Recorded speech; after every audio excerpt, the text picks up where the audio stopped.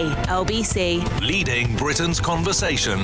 This is LBC. From Global's newsroom at 6 o'clock, Hurricane Melissa has made landfall in Jamaica with winds expected to rapidly increase now. Residents and tourists are sheltering in crisis centres and are locked down in hotels. Thousands of homes are without power and flash flooding is also forecast. Alex De Silva from AccuWeather explains the scale of it. We're going to be talking about catastrophic impacts here in Jamaica that's probably going to reshape the coastline and potentially, change the way of life down there for many months and perhaps even years to come, unfortunately. A triple stabbing in West London, which led to the death of one man, is not being treated as an act of terrorism. A 22-year-old Afghan national is being questioned. Israeli troops have been ordered to carry out powerful strikes on Gaza. The country's Prime Minister made the announcement after claiming Hamas had opened fire on Israeli forces in the Strip. And John Cleese has paid tribute to his Fawlty Towers co-star Prunella Scales, who died aged 93 yesterday. The actor says she was a really wonderful comic actress and absolutely perfect scene after scene. In the city, the FTSE 100 has closed up 42 points at 96.96. The pound buys $1.32 and €1.13. LBC weather: patchy rain and showers moving east across Northern Ireland and Scotland tonight. Rain reaching Wales and parts of central and southern England later. A low of freezing. From Global's newsroom for LBC, I'm Amelia Cox. This is LBC from Global, leading Britain's conversation. It's 6 p.m. Now, Tonight with Andrew Marr. Good evening. For the Labour government, it is a race against time. The party is bleeding votes in all directions. Last week we saw a disastrous Welsh by-election, and this week the opinion pollster YouGov gave Labour its worst rating ever, down to 17 points, only just ahead of the Greens. But there's more than 3 years to go, of course, and it would be wrong to say the government is not trying to fight back. Thinking about reform and those protests outside asylum hotels, the Home Secretary, Shabana Mahmood, is now trying to move migrants out of them and into disused military accommodation. Thinking about the left and the Greens, the Renters' Rights Act, which became law today, makes life easier for tenants, many of them younger, many of them previously defecting from Labour. So these moves are logical and sensible if they have been thought through, if they work. On moving migrants, do the contracts with the hotel providers have break clauses so they can move quickly? Is there actually enough room in the army barracks? Will it cost the taxpayer more or less to do this? Is it a policy or an aspiration? On tenants' rights, are we sure landlords won't simply leave the market and further shrink the available accommodation? Are we sure they won't respond to tougher rules by hiking prices? Now, these are all practical but also intensely political questions, which I put earlier today to the Housing and Community Secretary, Steve Reid. We started with that thorny issue of housing migrants in military barracks. When do they hope to get all the migrants out of the hotels? The Prime Minister's been clear that he wants the issue of asylum seekers in hotels resolved before the end of the Parliament, and preferably as soon as it possibly can be. The reason that we've got so many people, asylum seekers in hotels in the first place, is because the Conservative government decided as a matter of policy to stop processing applications, and so a backlog built up, and then they chose to house them in hotels. In fact, it was Chris Philp and Robert Jenrick, now on the front bench of the shadow cabinet, who took the decisions. So we don't want that to continue. We've seen all of the disruption that it's caused in too many communities. So disused army bases look like a good option, and we are exploring that. How quickly can you build temporary accommodation on them to house people, to get them out of the hotels? What contribution could that make? What would it cost? All of that we're working through now. Forgive me if I just kick the tyres on that a little bit, because you've moved you can move just a few hundred initially to Inverness and the barracks in the south as well. There are 32,000 people in this situation, so you need to move far more than that. And the plan, I gather, is to move 10,000 into military barracks relatively quickly. Do you have the space? Well, you're ahead of me. If you've got numbers like that, I haven't seen those figures. I know that we are looking at what sites could be available, or how you could use modular forms of construction to build accommodation quickly, what the costs of that would be, and how many people you could bring in. But I think it's quite right, to explore with a very open mind how much of this you could do and how quickly, because putting people in hotels is clearly stoking tensions in many communities. That is causing problems, that none of us would want to see happening. So it makes sense to me to try and move away from the conservative policy of putting people in hotels and look at where else we can safely and securely accommodate them. But already, stage one, if you're trying to move asylum seekers, migrants out of communities into other places, then this is not working, because the barracks in Inverness is right in the middle of the community. Well, you're talking about a particular one. Well, it's the first one you guys have chosen, and it's in the community. Well, I don't think there's been any announcements about any of them having been chosen yet. So we're looking at a range of options up and down the country. It might not be that one. But I mean, long term, We've put additional caseworkers in the Home Office now, dealing with those applications faster, so we can reduce the backlog. So over time, we won't need to accommodate people anywhere, because we can deal with the applications much faster, and ideally, as and when people are presenting. Are you convinced that housing people in former barracks is going to be cheaper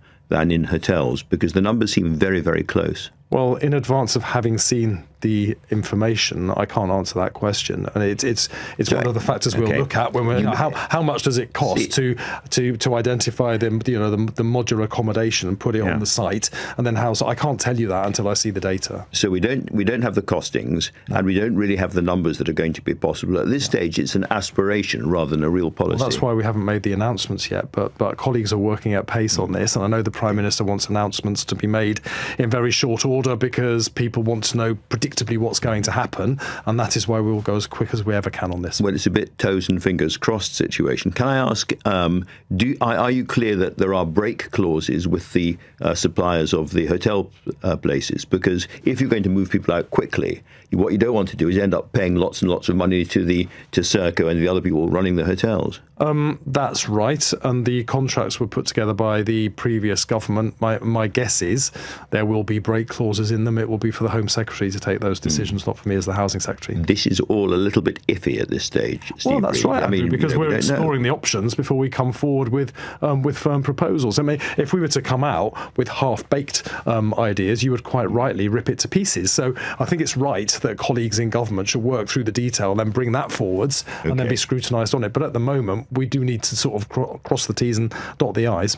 All right, let's move on to something that is clear, is the new Renters' Rights Act, as we can call it now in England. This is going to give renters lots more rights that they're very keen to have, and has been widely welcomed. However, according to one poll, about a third of landlords say they might leave the market as a result of it, that it's too onerous on them, it's too difficult for them.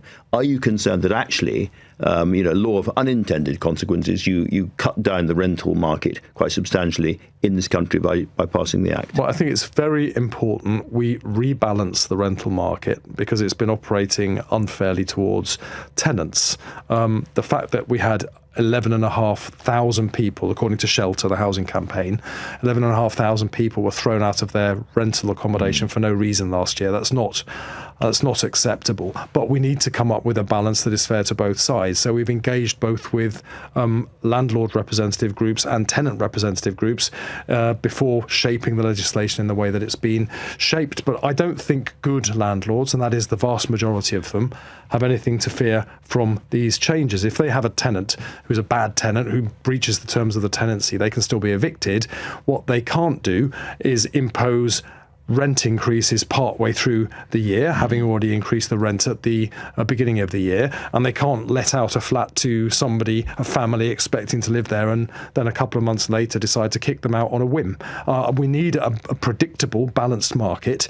11,000 people in this country rent privately, and they need the security of knowing that their rent will remain stable and their tenure, security of tenure, will remain stable over the It must be a much bigger number than 11,000. 11 million, I'm sorry. million, did I say yes. 1,000? There you are. That's right. There we Yes, go. yes, Clear yes. that up. One of the things that this act ends is the so-called bidding war, when a landlord sits back, folds their arms and waits for prospective tenants to bid up the price. That's right. That seems a good thing to do. However, isn't there a danger that by ending that, landlords will simply raise the price generally to beyond what it would have been, and you'll end up paying more? Again, this is about predictability, and in markets, predictability helps to stabilise them, helps to make them attract people who want to offer the product or buy the product. In this case, this is somewhere to live or somewhere to rent. So a landlord will advertise a property to rent at a given rent.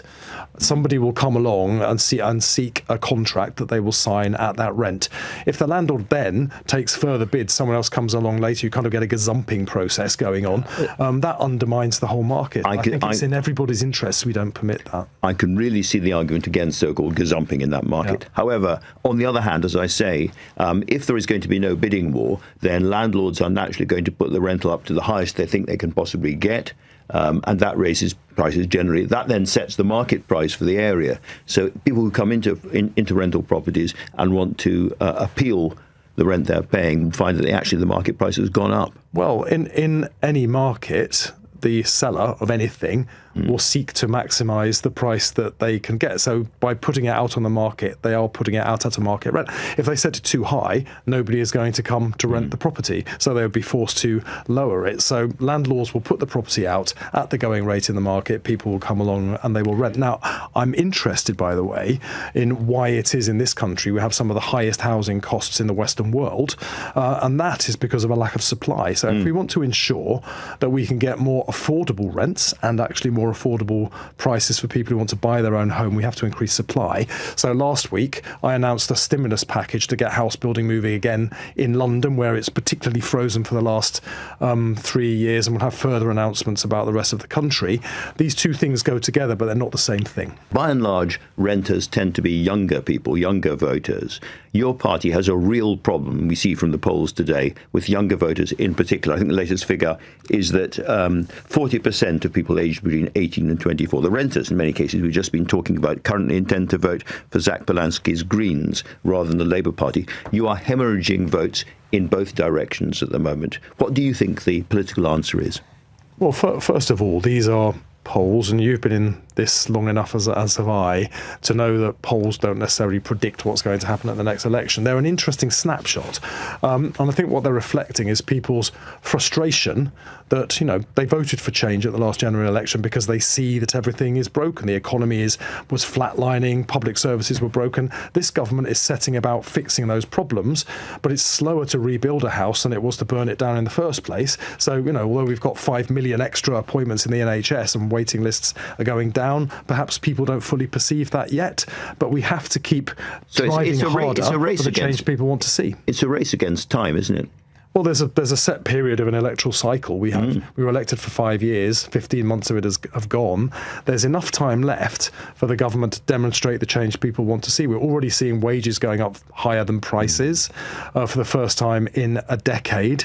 That means people are starting to get more money in their pockets. Do they feel it yet? Maybe not necessarily. So I think we need to focus on what it is the public want, deliver change faster. It's right that there should be heat under our feet on that, but things are moving now. This government will make a case at the next general election, and we'll see what people think then.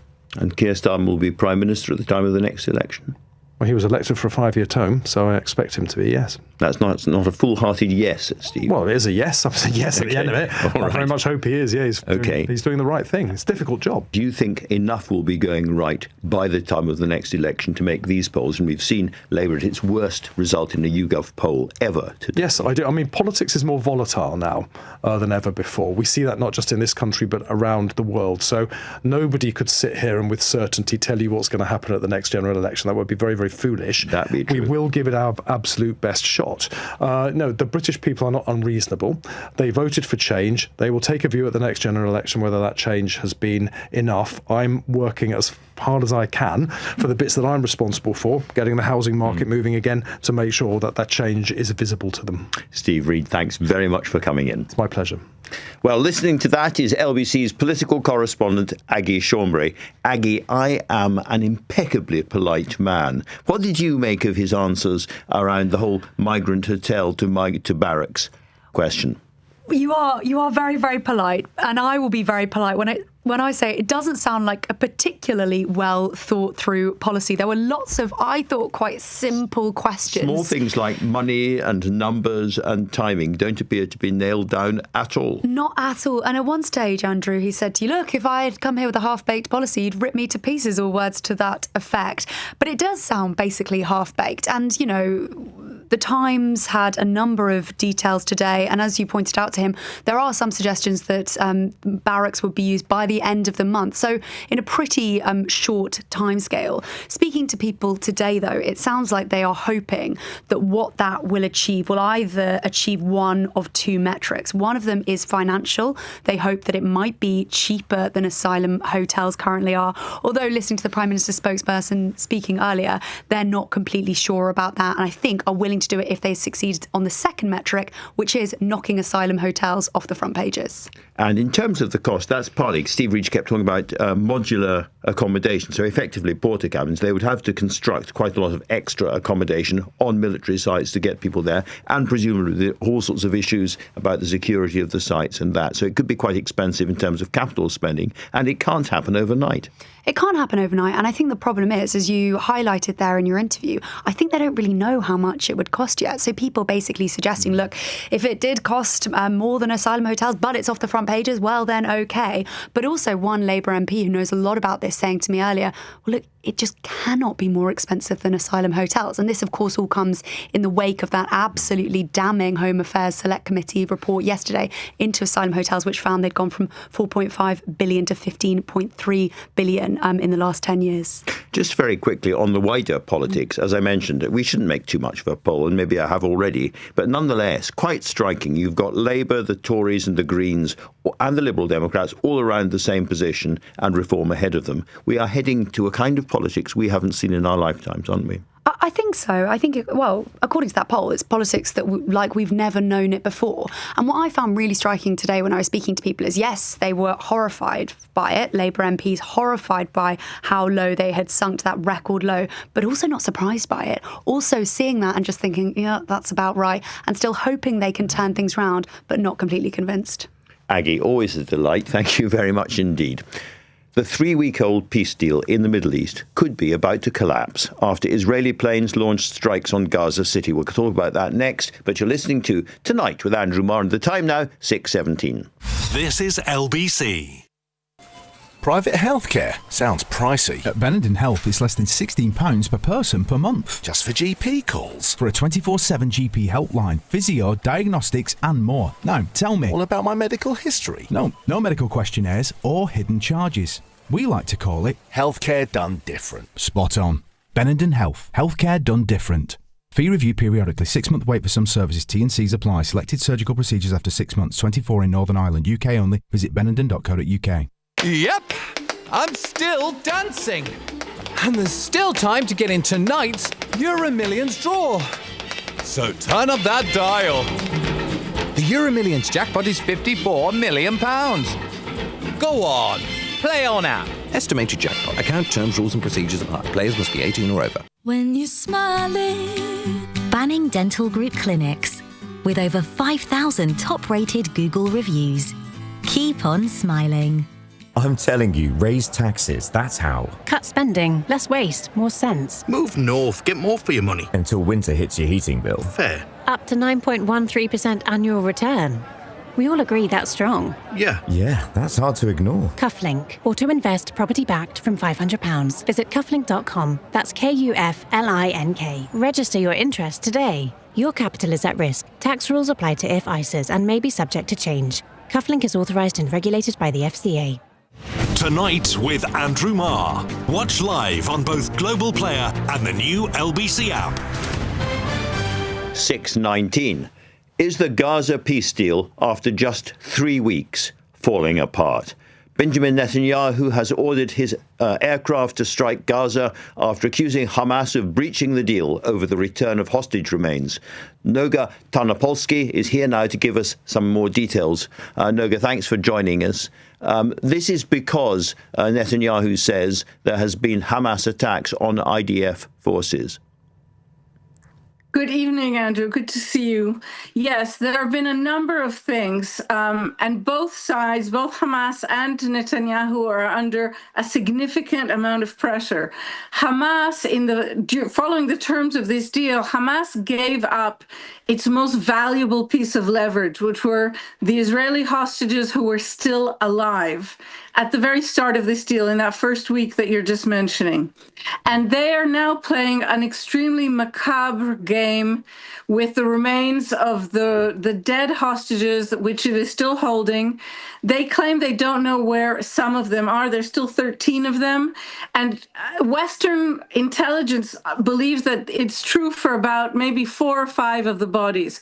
But the bulk, Western countries understand, and Israel claims that they do know where they are and they're just playing a game. Last night was particularly harsh. They announced they were returning a body. All of the families were on standby.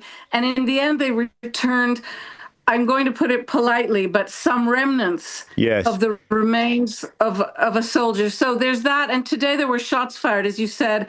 According to the Israeli armed forces, there were shots fired at Israeli soldiers in Rafah. And I think there was a missile used at one point as well. It seems on the body issue as if Hamas is almost sort of mocking the Israeli state, mocking the peace deal. But I guess what's going to be important for Netanyahu is when and in what mood Donald Trump calls him next. That's exactly right. That's what I was going to next. You're right. Hamas is playing an extremely cruel and gruesome game.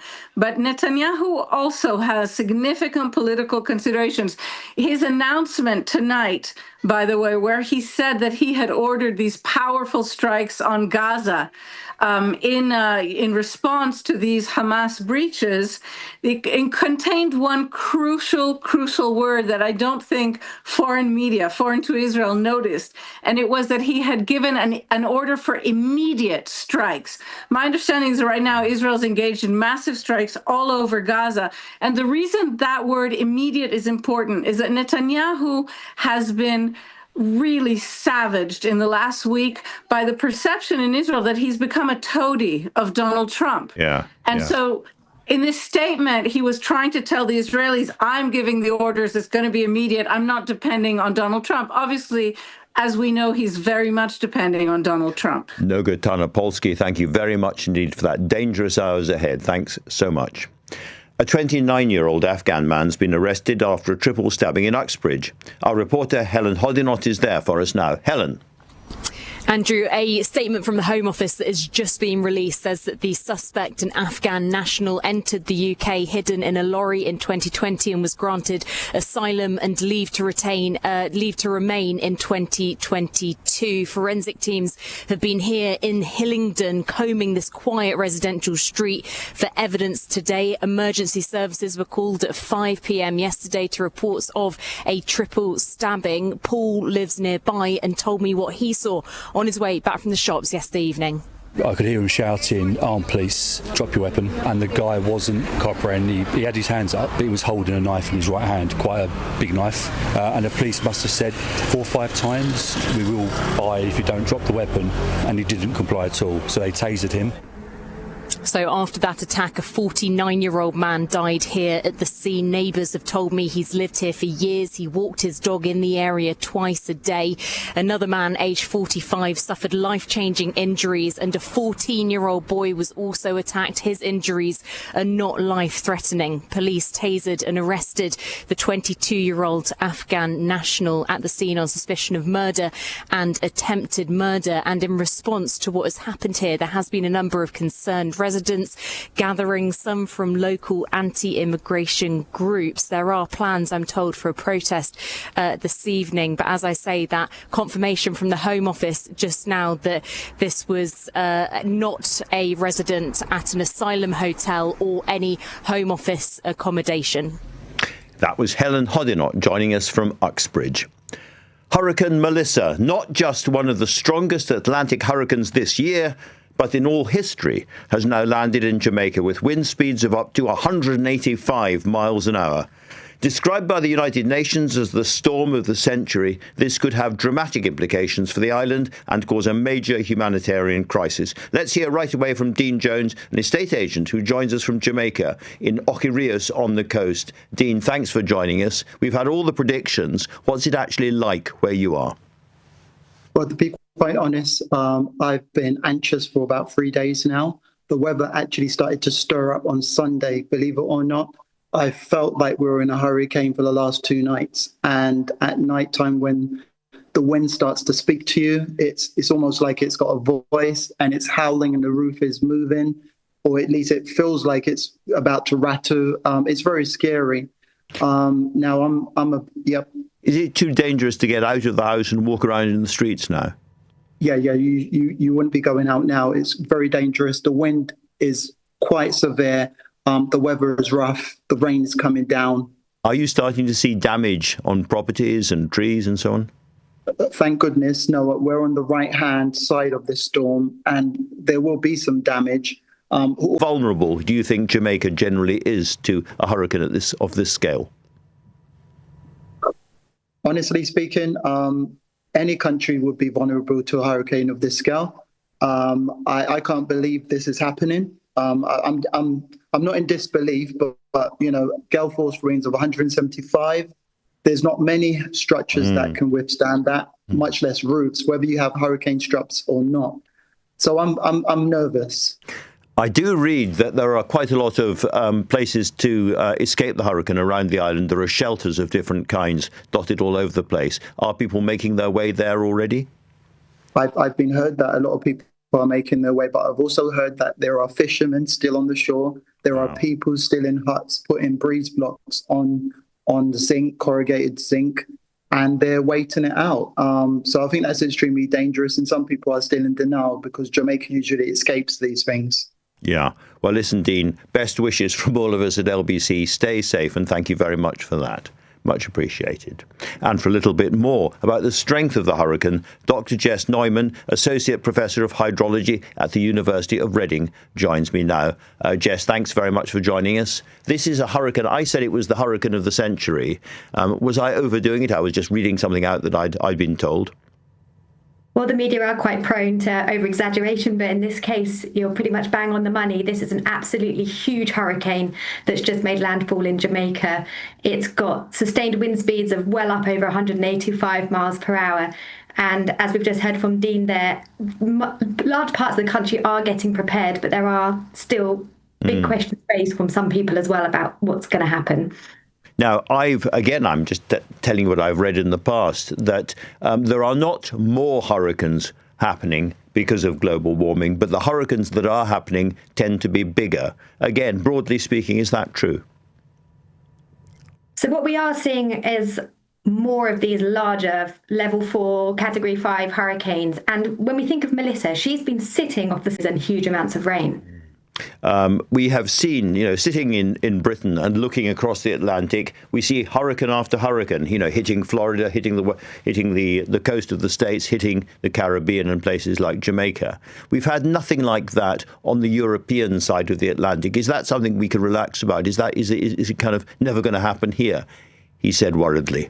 So one of the key things that a hurricane needs to be able to create itself and to get the energy is warm seas. We're looking at sort of 27 degrees, and we don't really have those sea temperatures up near Europe, but we do get the tail end of some of these hurricanes, these sort of ex-tropical storms. And we think back to 1987, for example, where we get these extreme sustained winds. So we don't get hurricanes in the same way, but that's not to say that we can't experience damage and loss of life as a result of storms that create in the Atlantic as well. Final question. Is this the kind of level of hurricane that we can now expect to see year after year in the Caribbean? Perhaps not just in the Caribbean, but all over the country, the world, typhoons, cyclones, happen in different parts of the world. We should assume that we are going to continue to see events like this, and we need to be prepared for them. I think that's the main takeaway message, is being prepared. And Jamaica are doing a lot to make sure that they're ready to go with the cleanup as quickly as possible here. But there's still lessons that we can learn going forward. We'll need to think and act differently. Helen, thank you very much indeed for joining me tonight. Now then, the Liberal Democrat leader, Sir Ed Davey, will be with me in just a few minutes after a bruising poll raises serious questions for Labour. But first, time now 6:30 and Amelia Cox has your news headlines. Hurricane Melissa, dubbed the storm of the century, has made landfall in Jamaica. She's expected to bring winds of up to 185 miles per hour, as well as flash flooding. The Home Office has revealed an Afghan national arrested on suspicion of murder following a triple stabbing in West London was here legally. The 22-year-old was granted leave to remain in 2022, 2 years after arriving in the UK on a lorry. And a child has died in hospital after a family complained of smelling chemicals in a flat in East London. Fire crews were called to a property in Neumann and around 12 people were evacuated from surrounding properties as a precaution. LBC weather, patchy rain and showers moving east across Northern Ireland and Scotland tonight. Rain reaching Wales and parts of central and southern England later, a low of freezing. On the latest episode of The Newsagents. On the orders of Donald Trump, 4 more boats have been struck off the coast of Venezuela, 14 more people dead. It's apparently about a war on drugs. Or is Donald Trump trying to overthrow the president of Venezuela itself? Get the latest episode of The Newsagents with Emily Maitlis, John Sopel and Lewis Goodall. Listen or watch on our free Global Player app or the new LBC app. When you're smiling. Banning Dental Group clinics. With over 5,000 top-rated Google reviews. Keep on smiling. Amazon has increased funding for employees to £3,000 a year every year for career development. Like Juliet, she's now a trained technician. And to her, the sound of machinery in need of repair reminds her of how far she's come. In 2 years, she's landed her dream job, providing her with valuable skills. That's up to £3,000 every year for career development at Amazon. Eligibility conditions apply. A Southern train is a place where you can just switch off. Where you have the chance to scroll your feeds as you roll past fields, or simply relax with a podcast, playlist, or power nap. Go with your flow and save with advance tickets at southernrailway.com. Terms apply. Switching to Vodafone full fibre broadband is now as easy as pie. Ooh, freshly baked. It's a walk in the park. Hello, little fella. It's like taking candy from a baby. Come on, as if I'd do that. With One Touch Switch, it's easy. We sort everything out for you. We even contact your current provider. Plus, we'll help towards leaving fees. Switch today to full fibre broadband with Vodafone. Up to £200 credit to cover leaving fees. More information and terms at vodafone.co.uk/broadband. Tonight with Andrew Marr. Listen on your smart speaker. Just say, play LBC. 6:33. Earlier today, I was discussing some dramatic polling with the Cabinet Minister, Steve Reid, and one thing he makes absolutely clear is that we are now in a multi-party system. Reform are way out ahead at the moment, with the other parties all clustered together. The Liberal Democrats are a point behind the Greens, and the Greens are a point behind both Labour and the Tories. So let's talk now to the leader of the Liberal Democrats, Sir Ed Davey, who joins me in the studio. Ed, very good to have you on the show again. This polling suggests that we are likely to get a completely unexpected, unpredictable, impossible to guess kind of government after the next election. I think it does. It shows that first past the post system is completely inappropriate to the politics of the UK. It could have some random results. I mean, the idea that 4 parties should be within 2% of each other, I don't think I've ever seen that. No, never before. I mean, there was a council by-election, a council election in May in Cornwall. The Liberal Democrats won that with 19% of the vote. You won it with 19%? Yeah, there were 6 candidates who got more than 10%. And I think you're seeing that fragmentation. And it does mean that the results, dangerously, may not really reflect what the national mood is and what voters want. Now, shortly after the Norman invasion, I think, the Liberal Democrats started to talk about proportional representation. We've been banging on about it for centuries. Is the moment finally coming when we have to change the system? Well, of course, you'll know that I'll say yes to that. The question is, will the other parties move? And, Labour's got its hands on the legislation, but it really ought to. It ought to do a lot of political reforms so that the voters' voices are heard. I have a cunning plan, however, Ed. I was going to ask you, given that it is very, very likely at the next election there will be some kind of coalition or government of that kind, whether for the Liberal Democrats, changing the voting system is now an absolute red line. Without that, you don't do a deal with anybody.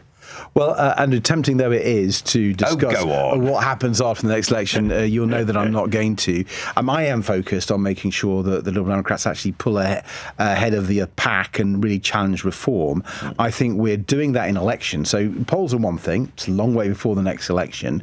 But we're going to talk about council elections. Yeah, so tell us more. Well, in the last 2 weeks, there were 17 council by-elections across the whole country.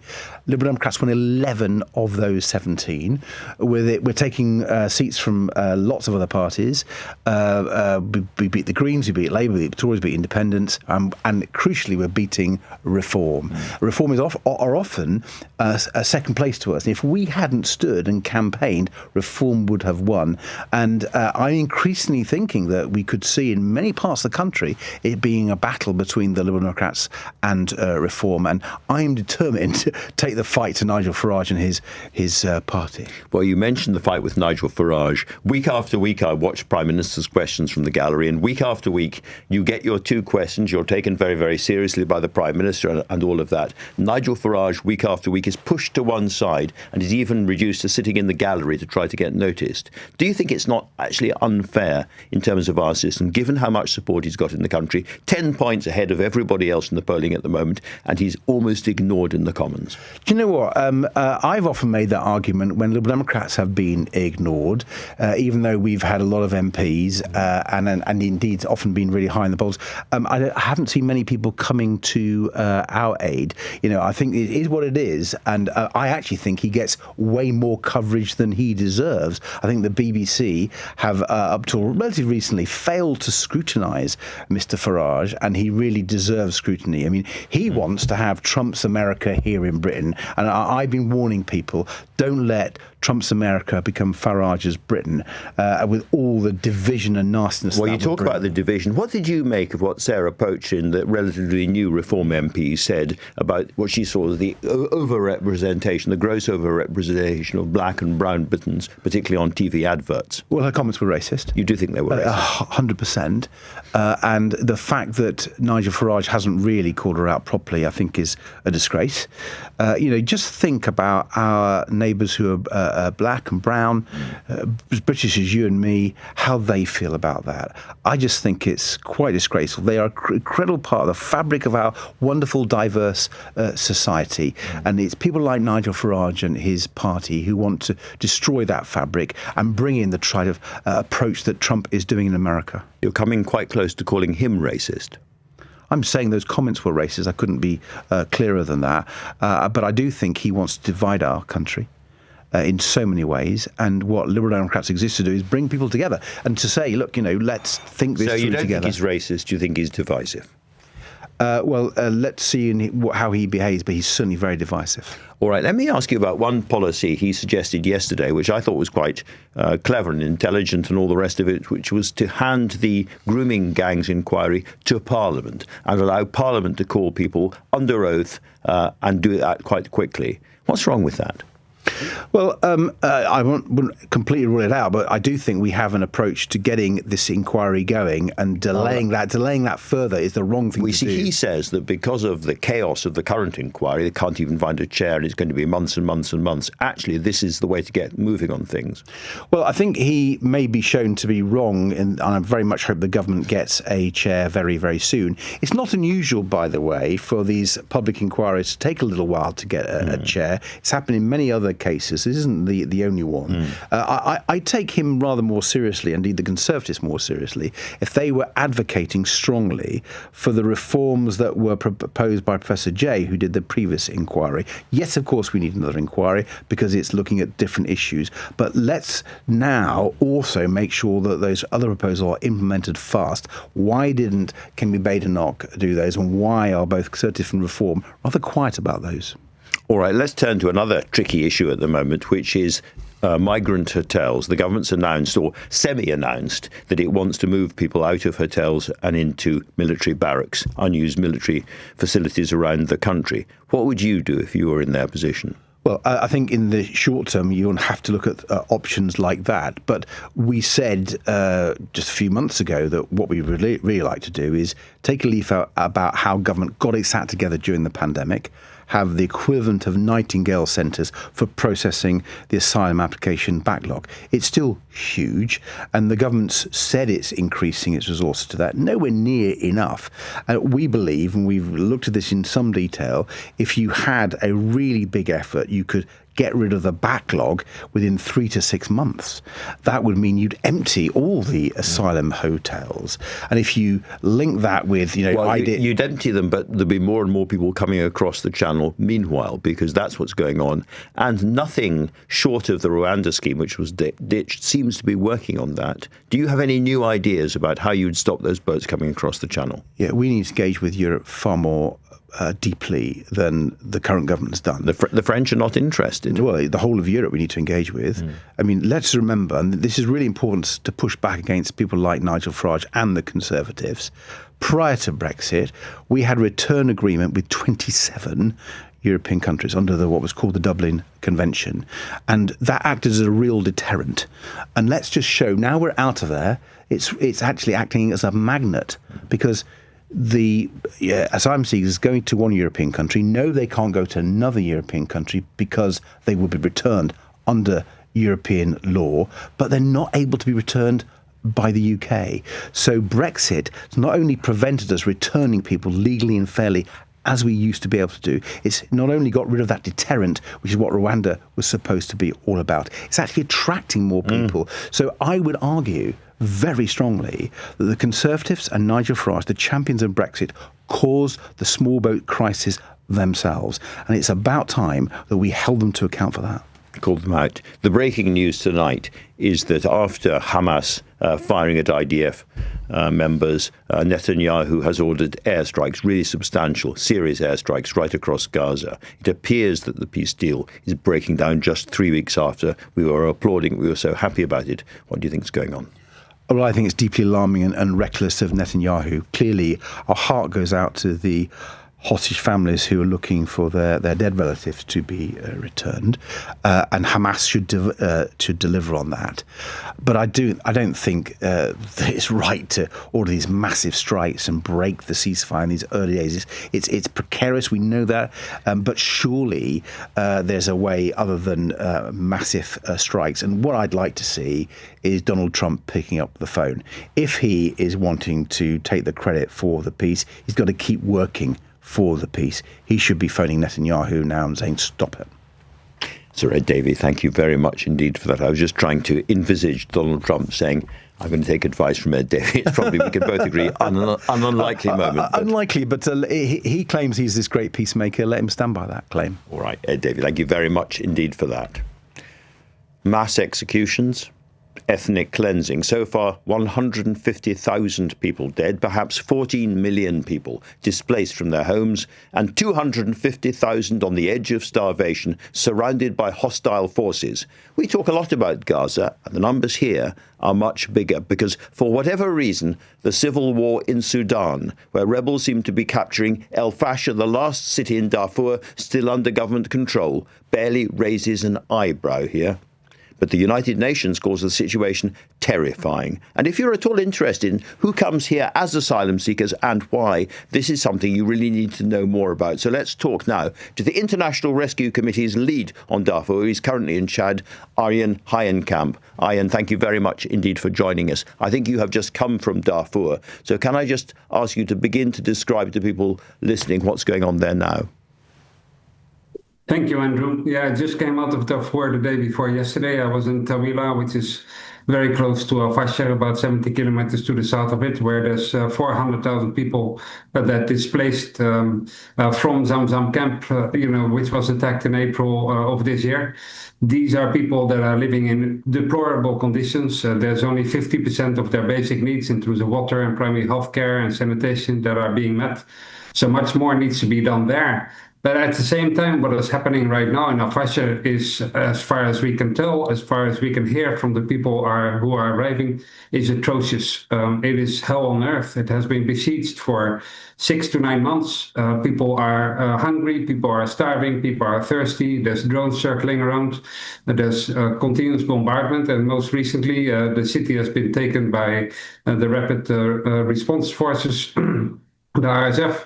They're the rebels, basically. This is an argument between the central government and the rebels, with Darfur the relatively more fertile part of the country. Is that right?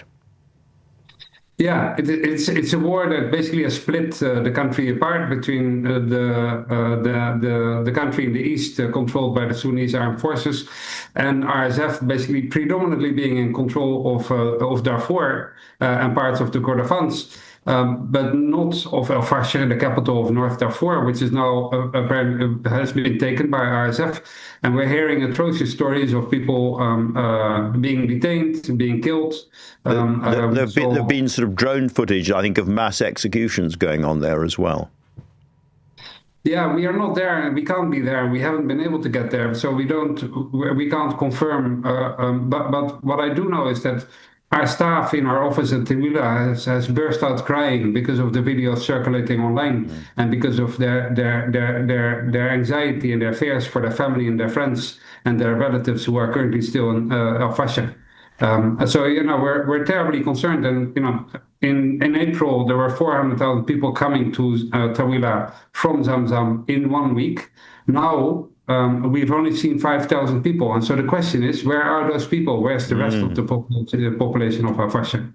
Arjan, I wonder personally why you think that this terrible, terrible situation has been more or less ignored by so much of the rest of the world.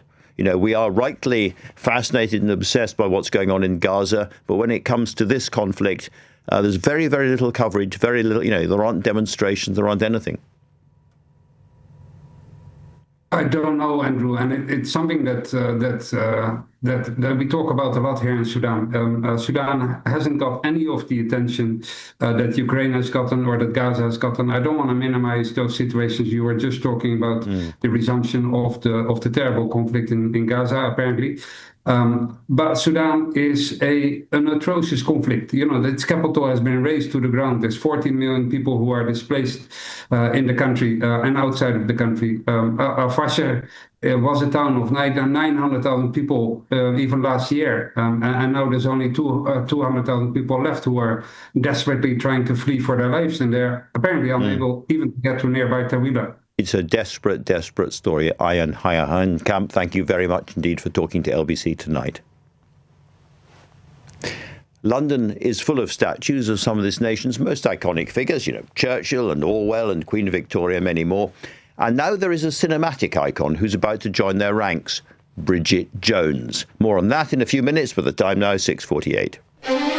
Coming up at 7 on LBC, Ian Dale. The hurricane has made landfall in Jamaica. Do you have family there? How worried are you? And what responsibility does Britain have to help rebuild the country? Ian Dale on LBC. When you're cozied up on the sofa, when the drama's got you totally hooked, when you're completely engrossed in what's about to happen. Hey, did you eat all these? Oh, sorry, didn't notice. Go on, there's more in the kitchen. Nothing brings us together like great TV. And a TV licence covers you to watch all TV channels, so you can make the most of those long, dark nights. Search TV licence together. Experience. It's knowing when something is worth waiting for and when it isn't. That's why Saga Health Insurance offers unlimited GP appointments whenever you need them. With a choice of flexible plans, prompt tests and treatment, your health is taken care of. And right now, get 3 months free. Search Saga Health Insurance for a quote today. New customers starting a policy before the 27th of November pay by monthly direct debit for the first year. Terms and conditions apply. Over 50s only.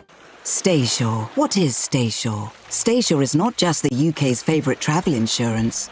StaySure is the confidence that comes with knowing that you're covered by the company with more 5-star reviews on Trustpilot than any other provider. A company that welcomes people of all ages with pre-existing medical conditions for single or multiple trips. So StaySure with StaySure Travel Insurance. UK's favourite relates to number of 5-star Trustpilot reviews. T's and C's and verifications at staysure.co.uk/reviews. Leading Britain's conversation, LBC, tonight with Andrew Marr. 6:50. Now, we all know about food inflation, but there's a particularly infuriating wrinkle in the market, which they're now calling shrinkflation. And that's when products from butter to instant coffee or chocolate bars or porridge are sneakily reduced in size for the same price or even more. It's becoming a real consumer issue. Let's hear now from Rob Lilly-Jones of Which.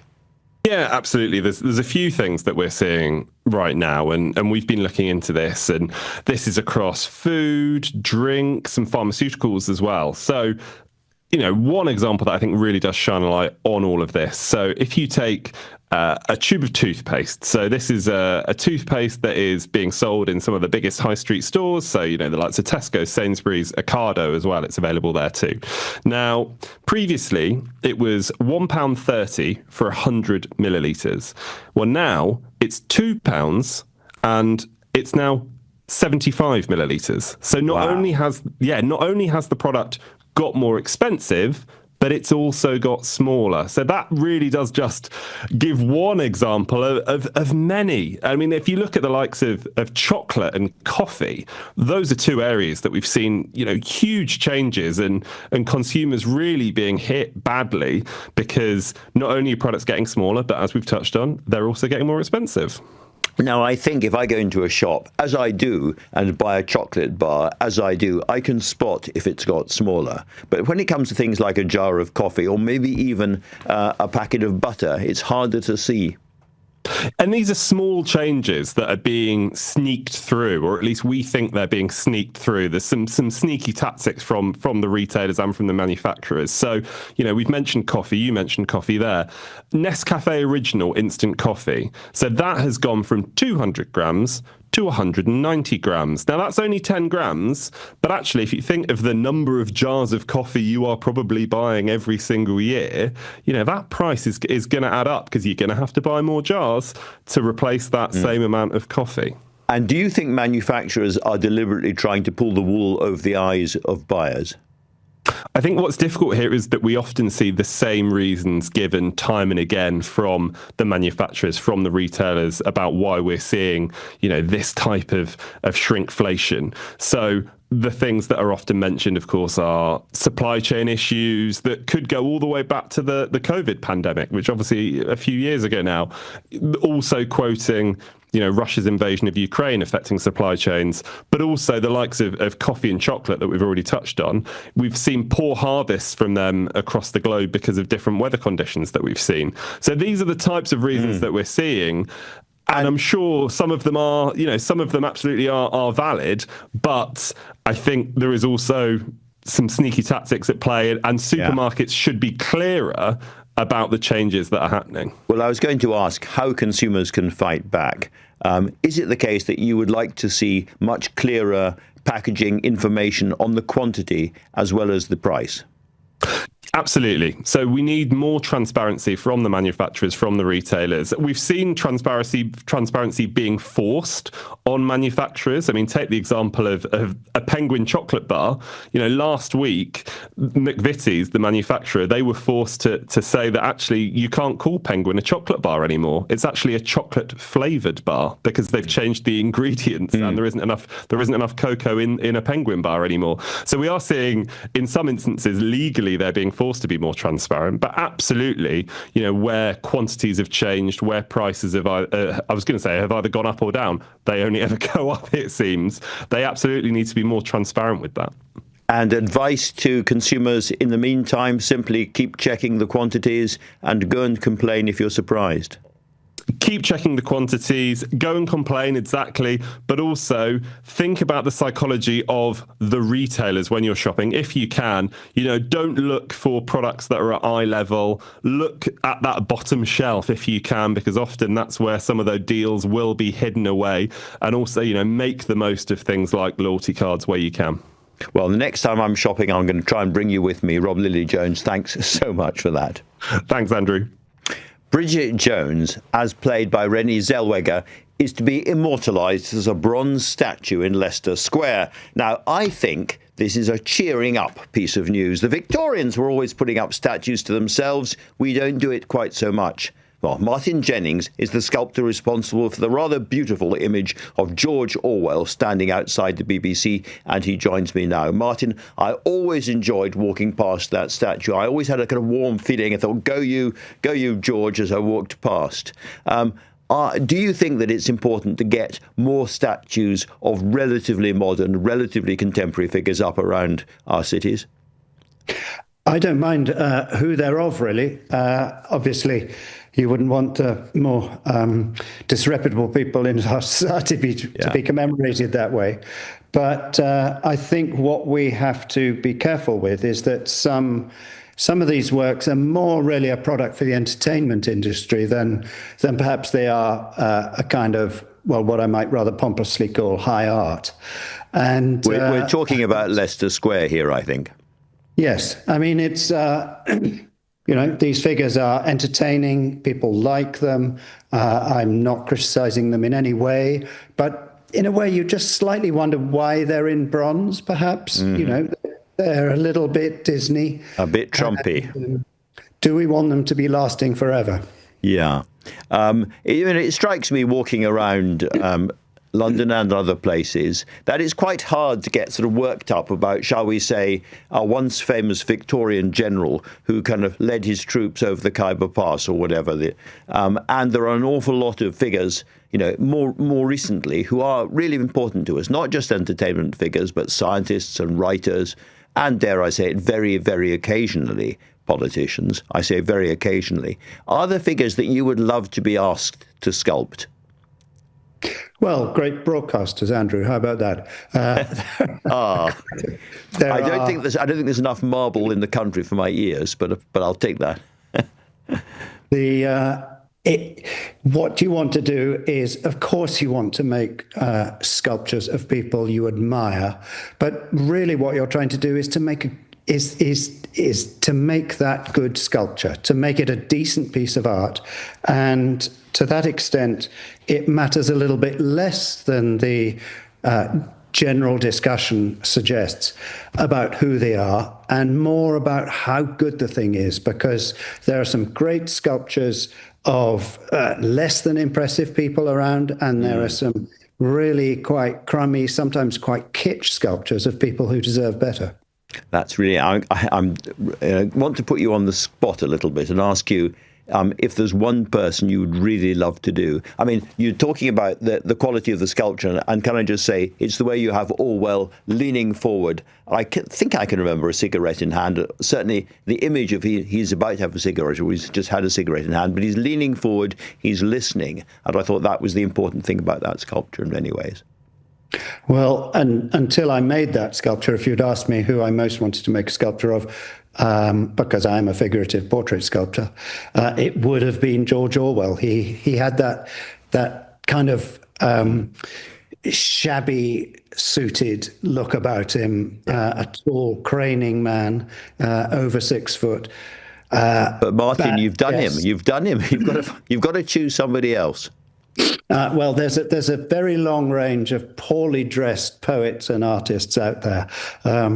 I'd love to see one of W.H. Auden, perhaps. A shabby W.H. Auden with his, fantastic. Known for his crinkled face, or, the great T.S. Eliot. I don't only make sculptures of authors. I'm currently working on the late Queen, but there are some great figures who deserve remembering, who may not have wielded great power, but were very important people to us culturally. There's a very famous story about David Hockney drawing a WHO, but unfortunately it is far, far too rude to repeat here on LBC just now. Martin Jennings, thank you very, very much for talking to me. If you've missed any of today's show, you can listen back on our free Global Player app or the new LBC app, where you can stay up to date with all the latest news and opinion, put your news categories in the order you'd like them. You can pause, you can rewind, live radio, and you can listen to a range of podcasts. So download the all-new official LBC app for free from your app store right now. Coming up at 10 on LBC, Henry Riley. But now it's time for Ian Dale. Thanks, Andrew. It will cause catastrophic damage. There is very little that can stop a Category 5 hurricane. What's been called the storm of the century has just hit landfall in the Caribbean island of Jamaica. It's set to cause